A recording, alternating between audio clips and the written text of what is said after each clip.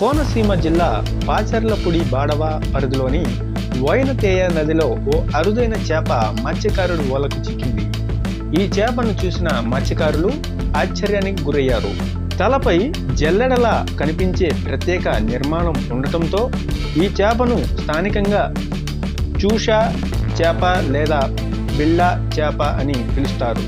ఈ చేప చర్మంపై ఉన్న గరుగ్గా జల్లెడ లాంటి భాగం సహాయంతో తిమ్మింగలాలు, పెద్ద చేపలు వంటి భారీ చేపలకు అతుక్కుపోతుందని అధికారులు తెలిపారు.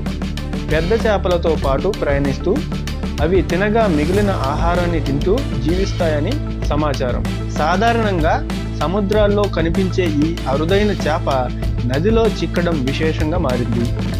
ఈ చేపకు సంబంధించిన ఫోటో ప్రస్తుతం సోషల్ మీడియాలో వైరల్ అవుతుంది. ప్రకృతి వైవిధ్యానికి ఇది మరో నిదర్శనంగా మారింది.